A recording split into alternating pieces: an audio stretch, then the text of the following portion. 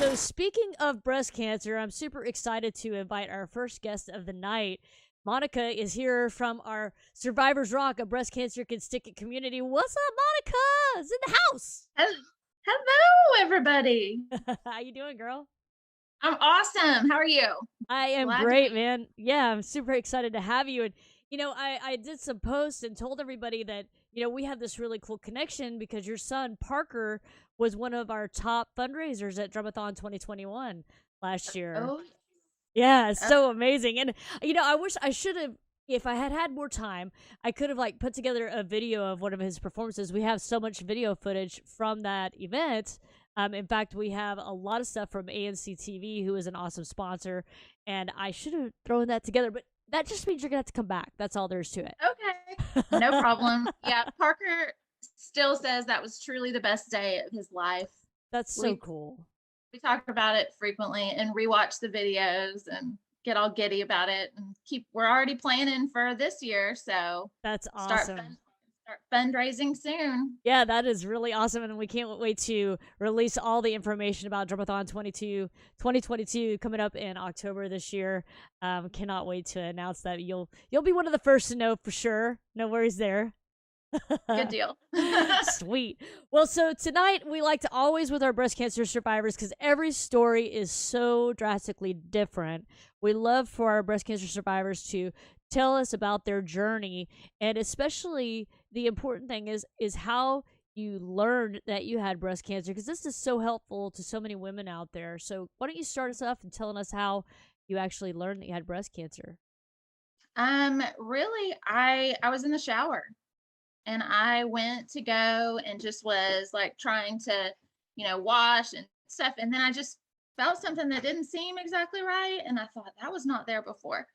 And so the next day I got to work. I called my best friend. She works with me. Hey, Angie, she's online. And I was like, come down here. This is not right.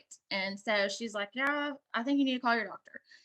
So I called my gynecologist, who I've gone to forever, and he knows I get a little over the top and kind of freak out about stuff. So he took the reins, set up the appointment to get the mammogram done, and went a couple days later and had the mammogram. And it was pretty much from that moment, I could tell the way that the radiologist came back in and talked to me. And then my gynecologist was calling my cell phone right afterwards. And he was like, Monica, whatever goes on, it's going to be fine. You're going to be fine. And 28 days later, I was at the hospital and had a double mastectomy. You said 28 days after that? Yeah, it Wow. really happened so quick. And I'm so fortunate looking back now. Like, I had just the perfect path open up with all the right doctors and all the right people in my journey. And it was like beautifully orchestrated. And I'm so thankful for my gynecologist that set it up, he's since retired. So, and I did try to hunt for him on social media so I could just tell him thank you. So, Dr. Yeah. James Peters, if you're out there, it's Monica, your favorite patient. Thank you. It's out on the interwebs now. Now it's been done. There you go. There He'll you go. he'll But find yeah, you. He'll find you for sure. So you mentioned that you found it in the shower. Can you describe like what was different or like where about it was located? it was just on the top of my left breast and it felt just like a small marble.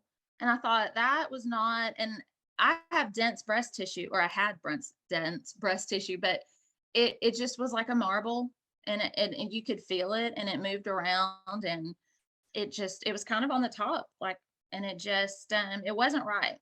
And I knew it immediately because you have that same routine when you're in the shower and then you go to put lotion on after you get out of the shower, and it just, I could tell that it just wasn't there before. So About how old were you when that happened? If you don't mind my 41. asking. Okay. No. Yeah. Hey, Monica, we never talked about this. We were diagnosed at the same age. Really? Yeah, I was 41 as well. So, Okay. so whenever you found that lump, did Mhm. they then did they then need to do a biopsy or what were the exact steps from that moment? Did you go have a mammogram and I did. I had the mammogram, and then they sent me for the biopsy, and it came back. I mean, it was just a couple days later after that that it was invasive ductal carcinoma, and after the mastectomy, it turned out that it was stage 3. It had gone into lymph nodes and it was into my lymph channel, but it didn't spread from there. Thank goodness. So I had 20 weeks of chemo and I had 6 weeks of radiation. So And how often in the you said 20 weeks of chemo, was that like the whole period start to finish, but you actually only had chemo like every other week or every 3 weeks, or how often were you having it? the first drug I was on, it was every other week, and then the next drug I was on was every week. So every Tuesday, I became very familiar with Texas Oncology downtown Fort Worth, and that was just the first day that I went to chemo. I thought, okay,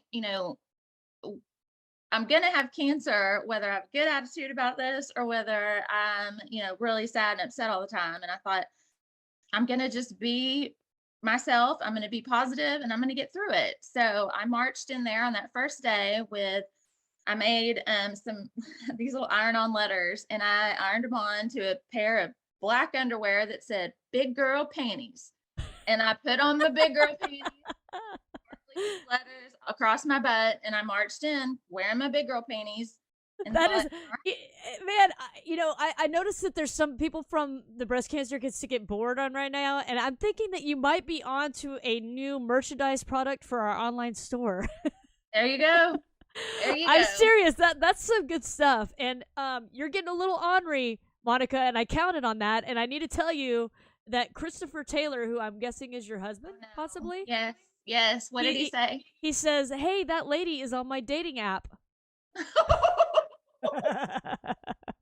I I knew can, that they were gonna misbehave out there. yeah, I knew things were gonna get crazy. You warned me, so this is great. And then Adam Williams says, "Yay, Monica, hi sister." Yes, that's my Very cool. brother. Very He's about cool. to go on the road with his band. So, Cutthroat Conspiracy. Well, and What's up? we won't get too sidetracked with it, but it needs to be stated that Monica is surrounded by drummers. Her brother and her son are both drummers, and so it's only natural that she would be associated here with Breast Cancer Can Stick It and be a part of our survivors group. Survivors Rock, a Breast Cancer Can Stick It community, a group on Facebook. Be sure, guys, everybody tell your friends about that, because Monica and I love chatting with other breast cancer survivors on there, along with all the other folks in there. We do have a male breast cancer survivor in the group as well, so be sure and check that out. Okay, so I got a little sidetracked there with Christopher and the dating app thing, but I had to tell you that. It's pretty funny. All right, so 28 days later, you had a double mastectomy. Now, hmm when you decided, what made you decide to do the double mastectomy rather than like a lumpectomy or something else? it's just I wasn't gonna be okay with waiting Or for it to something else? possibly show up on the other side. It's And once we discussed the options, and it was covered by the insurance, it wasn't gonna cost extra. You get, pay for buy one, get one free, I guess. It was like, I'm done. I don't want to wait around. So that was the decision. And as they wheeled me off down that hall, I'd already had a little bit of the meds that they say are gonna make you feel kind of sleepy. And I remember yelling, "Boob voyage" to everyone, all the nurses, everyone down the hallway. And it was that just became my little slogan. That was how I dealt with it. So you had your big girl panties, and now you've got the boob voyage mantra. What I did. So Wow. And so, did you decide, Monica? Was your plan to do reconstruction? they did expanders immediate like inserted immediately. And so I went through the process of having those filled, and then I kept the expanders in the whole time I went through all the active treatment. I guess, during radiation, they don't want you to have any implants or anything in like that. So The following spring, I had the exchange where they take the implant or take the expanders out and then you get implants. And then the one thing that I never in a million years had ever thought about was part of the reconstruction process that I went through was fat grafting. And so after I had my implants in, I've had two separate surgeries where they go in and it's essentially they perform liposuction on the area of your choosing. And then they use some of that fat to insert around your implant so they can insert your own fat. So you have the, cells from that around your implants. And I mean, I'm not going to lie, the liposuction part of it was horrendous and painful. But when a doctor tells you they just took 2 liters of fat off your thighs, I'm like, not a bad deal, not a bad deal. So that part was that was kind of cool, and I never knew that that was part of breast cancer reconstruction. But Yeah, or that it could be. I know that some people, I think you have to qualify for that, or there has to be, mhm, you have to be able to do something like that. Not everybody right, can do that. But I'm right. I'm curious. So, um, was the liposuction part, or essentially as you described it, was that a separate surgery, or did they do it all in one surgery? They did the liposuction and they inserted the fat around my implants all in one surgery. So Gotcha. that So was you do have implants, but you also have the other tissue from another part of your body, mhm. essentially. And it kind of helps even it out because my tumor was kind of closer to my skin. So in order to get clean margins, they got to kind of dig around in there. So when they go and put an implant, it's like putting the bag in an empty cave. So they have to, some of that fat that they insert around there, it kind of helps to smooth things out and makes you feel like, you have your normal breast again. So I was very Wow. thankful that Yeah. that S- that was a possibility. Yeah. So a couple other questions I had is, do you have feeling in your No, breasts? No, no, I don't. no, I can knock into the corner when I go around, in the Yeah, house. I think that That's that's something that people don't talk about very much. That and a lot of people don't realize is, once you have a double mastectomy, I think most women don't have any feeling at all in their mhm, breasts. And as you may or may not know, I didn't do reconstruction, and where my breasts were, I also don't have feeling there, that because really. they sever so many nerves and things like that. Mhm. There's spots where I do, but generally speaking, I don't have any feeling on my chest at all either. But a lot of I get people don't realize that. those phantom. You get like a Yes, little dude. But it's yeah. I don't know if it's like when you say phantom though, you feel it like in your new breast, right? But for me, yeah, like just random little. It feels like someone took a little thumbtack and they're like pew pew pew. okay. So have you heard like the phantom pain that people talk about for amputees, where you Mhm. feel the pain, but it's not. Do It's you like have that? yes, dude. I've Oh had wow. that. It's crazy. It's like there's It's nothing there, but I feel it's like the way I think of it, and of course, I'm not a doctor or anything like that, but the way I think of all this nerve stuff where it comes to your breast and your chest and everything is that you've got these nerves that are out like this, right? Like with your hand, I have my hand out, and then they just mhm, like cut off the tips of your fingers, right? And then it's just sitting out there, and there's mhm. it's just they just sever those nerves, and it just totally fouls up that whole part where you Yeah. just lose your feeling. But a lot of It's people just don't crazy. realize that. Another thing that a lot of people don't realize is that with reconstruction, you usually have to have like a redo every so many Mhm. years. So how soon before you have to get your breast updated or your Mhm. reconstruction redo? 10 years probably would be a good estimate to go back and check and see if it's everything's still looking um the way it should. But I was so thankful. I have an awesome surgeon that did a great job. And he said that, depends on how your body handles your implants and that he's had some people that are able to keep it in a lot longer. It just depends on how you do and how your body tolerates it. So Yeah, gotcha.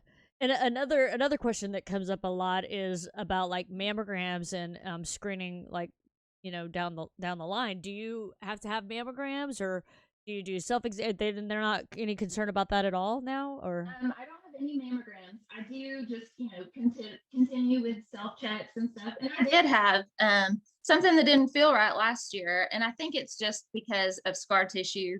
I did go and they did a breast sonogram and just checked it out to make sure that everything was fine. So, and my doctor was like, that's what we want. You want to continue to know your body, and your body's different. So you're going to have to, keep checking. And if something doesn't feel right, just speak up. And they've always been so great. So, I can make a phone call and they get the appointment scheduled and check it out. So, yeah, you have that fear after cancer where and maybe I'm a little kind of paranoid about things at times, but when you go through something like that, you are a little concerned when you have a new little ache or pain in an area that is concerning. So yeah, and that's only natural. I think everybody who's been through any kind of cancer is the same way, and it's good to be a little hypersensitive to that. It's better to be safe than sorry, for sure. So you oh yeah. essentially still do your self exams and stuff like that. Hmm. Okay. Yeah. And so we were talking about that you were 41 when you were diagnosed. So how long ago was your diagnosis? I know that's going to tell us your age, and if you're not No, cool that's with that. okay. It was in 2018. Okay. So yeah, I'm coming up on, I guess, what is that, 4 years now? Yeah, So almost 4 years. Yeah, yeah. And so February. are you going regularly to an oncologist still at this time? I do. Up until September of last year, I was still at the oncology center every month. So my cancer was hormone based cancer. So I was on hormone blockers, ovarian suppression meds. So I would get an injection in my stomach every month. And then I take a pill every day. Um, and then I get an IV med every 6 months. So that's all. I think a 5-year protocol is what I'm on right now. So once I had in September, I had a full hysterectomy. So that was a choice. I had some family history, and given that my cancer was hormone positive cancer, that it was a decision I made that was I wanted to go ahead and eliminate the risk there. So had full hysterectomy, and that I don't take the monthly injection anymore. I still am on anastrozole daily, so hormone blocker.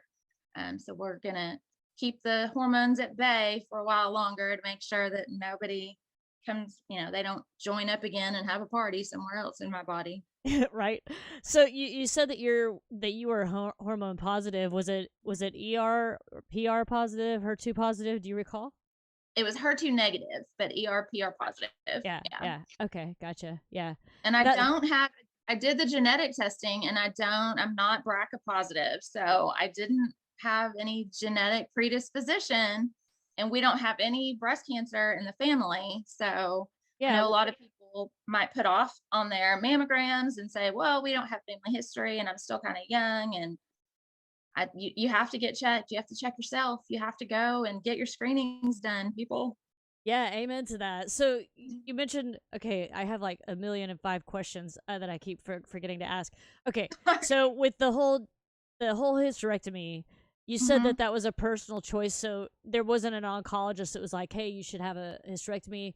You didn't find any, like when you did your genetic testing, they didn't find any genes that associate back to any other cancers or anything like that. But you Right. made the decision. Tell us a little bit more about that decision. I was on a medicine every single month. I'd have to go up to the, oncology center, and the medicine is called Zoladex that I was on. And it's basically like a little grain of rice that they inject into your stomach, and it dissolves throughout the month. And so I was spending every month up there, spending the money, putting these medicines in my body to continue to block everything. I'm not having any more kids. And I just realized what was the difference between taking medicine to continue to shut down my reproductive system, or knowing that I had a hormone related cancer. And we have family history of uterine cancer and on my side of the family. So once I talked to my doctor and expressed my concerns and just said, what makes the most sense for me? If I'm going to take all these medicines and put all this meds in my body after already going through, chemo, you've already poisoned your body to such a degree. But now that you're trying to recover from that and feel better, and I'm still putting all this medicine in my body, it made sense. And I qualified, my insurance covered it because of the type of cancer I had and the family history. And so it was just the next logical thing for me, really. Yeah, I got you. That makes sense. And so you mentioned that there's uterine cancer in your family. Did you ever do I think it's called like a genogram, so it's essentially a family tree where you list who died of what and who had any kind of Yeah. cancers. So you guys checked, or you guys had on that chart anyone in your family that had any kind of cancer. Hmm. Is it just uterine cancer that was on in your family and no other kind Yeah. of cancer? No. So Yeah. and for some reason that does give you a little more of a predisposition, the way they explained it, that the uterine cancer and the way that they map it down did put me at a higher risk for breast cancer. So I thought Sure. that was Yeah, interesting. that is And then interesting. Totally. I guess, so if Parker has a daughter someday, then she could be at risk for breast cancer from the hereditary, trail there. Yeah, So gotcha. sorry, I don't sorry, want. Parker. Yeah, dude, sorry. I don't want to forget to tell folks that if they have any questions, be sure and pop them into the comments here. And I want to give a shout out right here. Angie says, "You are a rock star, Monica." So I want to make sure that you heard that. Give a shout She's out my to. best friend. Oh, she's awesome. That's awesome. Marla is here, or Maria is here. Travis is here. Samantha is here. Jimmy is here. Carly is here. Joseph. Yes, Monica. Okay, this is from Joseph Lee. He's in Corpus Christi. He says, Monica, as a father of 4 daughters, what's your best advice you can offer as to what age, warnings, signs, preparedness I can relay to my daughters to better educate them on awareness? I mean, I knowing what I know now, I would say just really after they start developing breast tissue, maybe their doctor or you can discuss things with them that, if there's changes in your body, just to be aware of your own body, and to continue that as a practice. Since having cancer and joining a lot of different support groups and online groups, I am so amazed at the amount of younger women, I mean, in their early 20s, that have developed different forms of breast cancer. And so I don't think any age is too early. Really, just start knowing your body and knowing what everything feels like, and just if there's any kind of a change, to vocalize it, speak up and tell someone. I think it's easy when you feel something and then you think, oh, I'm sure it's nothing, because you don't want it to be something. But you gotta know your body. Yeah. Any women, any woman, you just need to know your body. And I, if something doesn't feel right, speak up.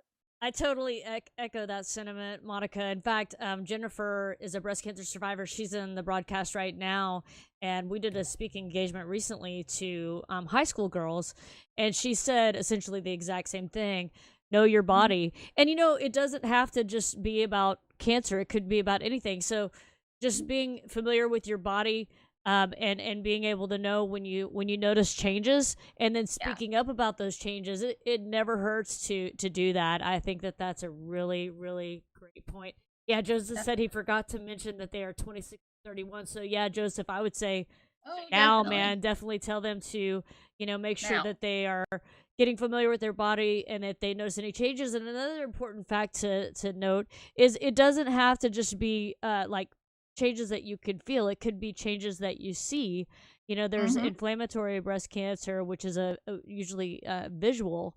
So Yes. any kinds of changes to your body, either that you feel or that you can see visually, are always great to speak up about. Yeah, Really good point.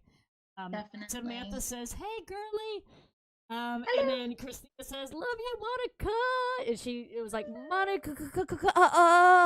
That's how she wrote it. I wanted to make sure you I get love the it. intensity there. I love it. I love it. I got Helen in the house. Helen is a triple negative breast cancer survivor. She's coming up on 2 years. Her sister was Great. diagnosed with uterine cancer 2020, almost a year. Wow. She was diagnosed with triple negative.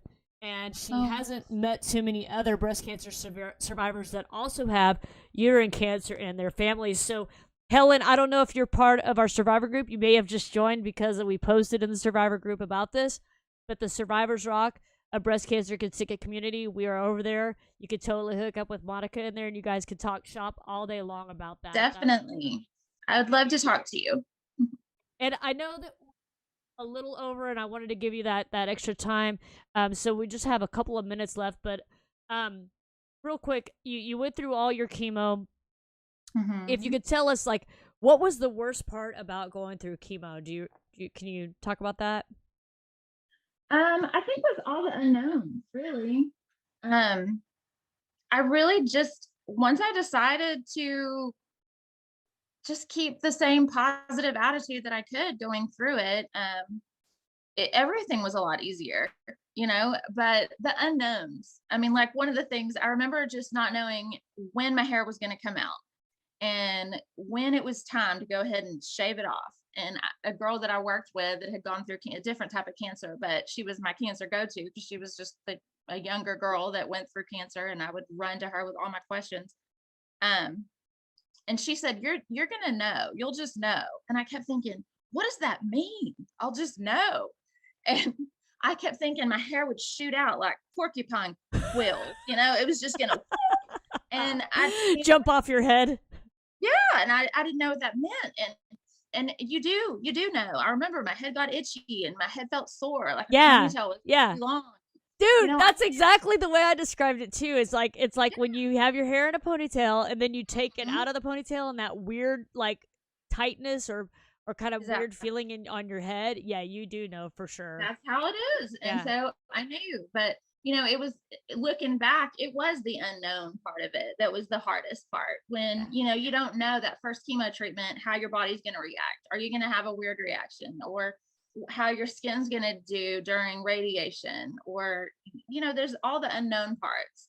But going back now and being able to look back at it, it wasn't that bad. And I know when you and I spoke before, I do feel bad sometimes when I go on, and I'm all Sally Sunshine about my cancer journey. But I ended up having a really, like, I'm thankful. I'm thankful for my journey. I'm thankful for going through everything I went through, because I wouldn't be who I am today, and I wouldn't have everything, all the experiences, and the time that I had with my family and the people that I've met. I wouldn't know you, April.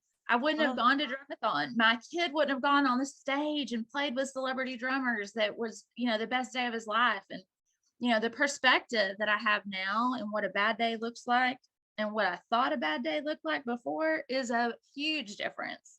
So, I mean, you do have to go through some not so pleasant stuff, but it's all about how you choose to look at it and how you choose to handle it and tackle it. And you just move forward. You're going to have cancer one way or another. So, you can either be happy and have a great day and tackle that cancer and kick its butt, or you can be mopey and sad, and it's not going to make the cancer any less. So yep, that's exactly true. It's so awesome that you've been so optimistic through the whole thing and had that positive attitude and that feeling of hope in general. I think it's so powerful and it's such an important thing to share yeah. to, especially for anybody who may be watching that's newly diagnosed, and just keeping that positive energy. And that's also again why we have that group.